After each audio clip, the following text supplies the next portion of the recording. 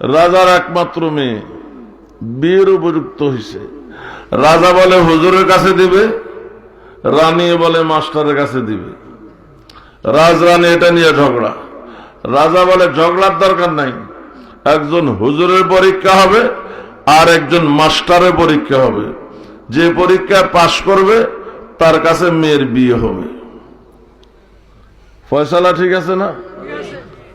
একজন মাস্টারকে আনা হলো, দেশ বাঁচা মাস্টার, রাজার মেয়ের বিয়ে বলে কথা।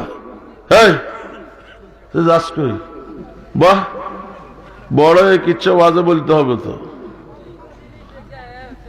বলেন, মাস্টাররে একটা কক্ষে দিয়েছে, ওই কক্ষে একজন যুবতী, দুইজন বয়স্ক লোক, এক পেয়ালা শরাব মদ আর একটা লম্বা ধারালো তরবারি। কয়টা জিনিস?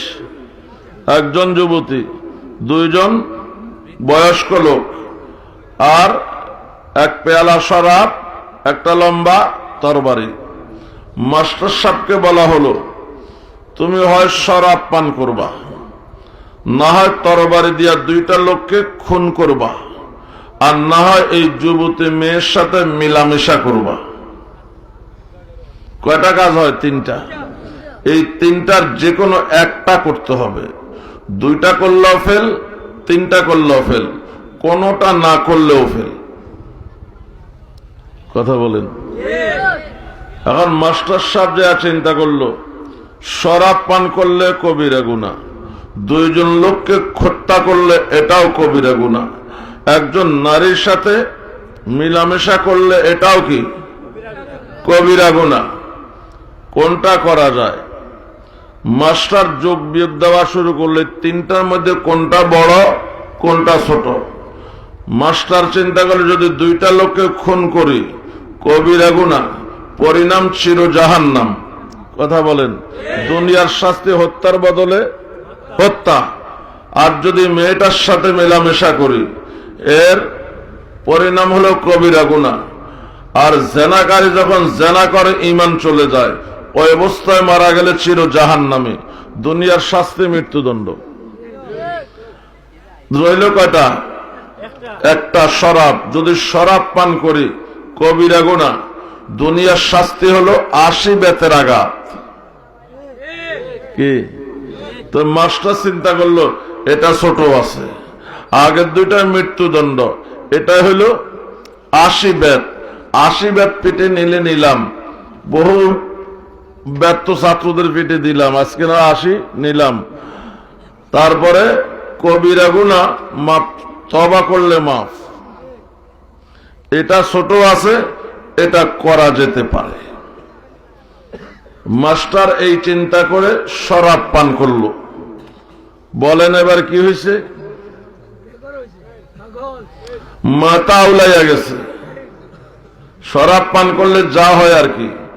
খতিবে আজম আল্লামা হাবিবুল্লাহ মিসবাহ রহমতুল্লাহ আলাইহি বলতেন, পাকিস্তান আমলে এক মন্ত্রী শরাব খাইয়া ড্রেনের কিনারায় আধা বেহুশ হইয়া পড়ে রয়েছে। নাকে মুখে প্রচন্ড দুর্গন্ধ, দুর্গন্ধ যেখানে কুকুর সেখানে। গরপলিদি পেশে মারি সুয়াবুয়াদ, খোক সগরা শক্কর হালুয়া বুয়াদ। পায়খানা ময়লা আবর্জনা আমাদের কাছে ঘৃণিত হইলেও কুকুরের কাছে সুমিষ্টি হালুয়া। দেখেন না বাচ্চার পায়খানা কুত্তা কি মজা করে খায়। এখন কুকুরের দুর্গন্ধ পাইয়া মন্ত্রী নাকে মুখে জিব্বা দিয়া ছাড়তেছে। মন্ত্রী তো আধা বেহুশ, মন্ত্রী মনে করছে কেউ বুঝি বাতাস করতেছে। তো মন্ত্রী আধা বেহুশের মধ্যে বলতেছে, কি প্রয়োজন ছিল এত তকলিফ করে বাতাস করার। কুত্তা অনেকক্ষণ সাইটা সুইটা দেখলে শুধু গন্ধই আছে, মাল নাই। মাল তো সব খেয়ে ফেলছে। কুত্তা আর কি করবো, পা উঠাই আছে, কেন বল বোতল ঢালি দিছে নেতার গালে। এখন নেতা আধা বেহুশের মধ্যে বলছে, কি প্রয়োজন ছিল, একটু আগেই তো আমি এক বোতল পান করেছি, আরেক বোতল আপ্যায়নের কি প্রয়োজন ছিল। কুত্তার পেশাব খাইতেছে, ভাবতেছে আর এক বোতল আপ্যায়ন হচ্ছে, হাসবেন না। গত 15 বৎসরে সমাজের রন্ধ্রে রন্ধ্রে মদ, গাঁজা, হিরোইন, ইয়াবা ঢুকে পড়েছে, যুবকরা সব আসক্ত হয়ে পড়েছে। ওই যুবক, 3 প্রকারের মানুষ জাহান্নামে যাবে না। তার মধ্যে এক প্রকার হলো মুদবিনু খামরিন, যারা মাদকাসক্ত। আল্লাহ আমাদের যুব সমাজকে রক্ষা করে। মদ খায়া মাতাল হইয়া এই মাস্টার মানুষ 2টারে হত্যা করছে, ওই যুবতীর সঙ্গে মেলামেশাও করছে। করার কথা কয়টা? একটা। করছে কয়টা? বলেন এই মাস্টার কয় নম্বরে পাস? নম্বর সারা পাস, নম্বর সারা ফেল। কেউ তো কিছু নম্বর পাইয়া ফেল করে। কি 33-এ যদি পাস হয়, 20 পাইলেও ফেল, 15 পাইলেও ফেল। তো এরা যে ফেল, কিছু নম্বর পাইয়া ফেল, মাস্টার নম্বর সারা ফেল। কি আন্ডা। এবার হুজুরের পালা, কথা বলেন না কেন? হুজুর চিন্তা করতেছে 3টাই গুনাহ, এই 3টার মধ্যে কোনটা করা যায় গুনাহ ছাড়া? চিন্তার ব্যবধান। মাস্টার চিন্তা করছে 3টাই গুনাহ, কোনটা ছোট?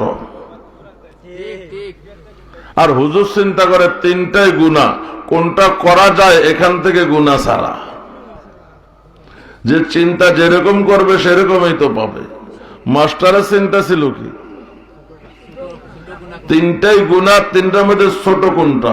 আর হুজুর চিন্তা করতেছে 3টাই গুনাহ, এই 3টার মধ্যে কোনটা করা যাবে গুনাহ ছাড়া। চিন্তা করে পাইয়া গেছে। হুজুর নিল তরবারি।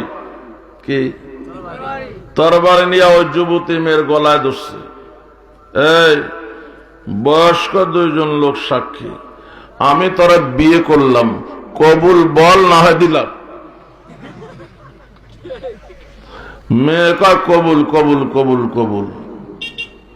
এবার হুজুরে জিজ্ঞাসা করেন বিয়া হয়ে গেছে নি? হ্যাঁ, হয় নাই? কন্যা হয়েছে? এবার দরজা খুলে বয়স্ক লোক 2টারে বাইর করে দিছে। এবার বলেন ঘরের ভিতরে কাম হইব কয়টা? কিছু মতে না। তোরা এই জন্য বসাইছি দেখা। বলেন এখন ঘরের ভিতরে কাম হইব কয়টা? আশ্চর্য কথা না? কয়টা হবে? একটা। গুনাহ হবে, সওয়াব হবে। কথা বলেন। এটা হইলো হুজুররা করলে কুরু কুরু, পাবলিক করলে মাকরু। দেখছেন হুজুর বুদ্ধি কেমন বাইর করছে, মাস্টারে ভাসছে। এটা তো একটা উদাহরণ দিলাম আমি। এরকম জীবনে অনেক ক্ষেত্র আসবে যেখান থেকে মাস্টারে বাঁচাইতে পারবে না, বাঁচাইতে হলে হুজুরে বাঁচাইতে পারবে, ওলামায়ে কেরাম বাঁচাইতে পারবে। এজন্য জীবন পরিচালনা করতে হবে ওলামায়ে কেরামের পরামর্শ মতে।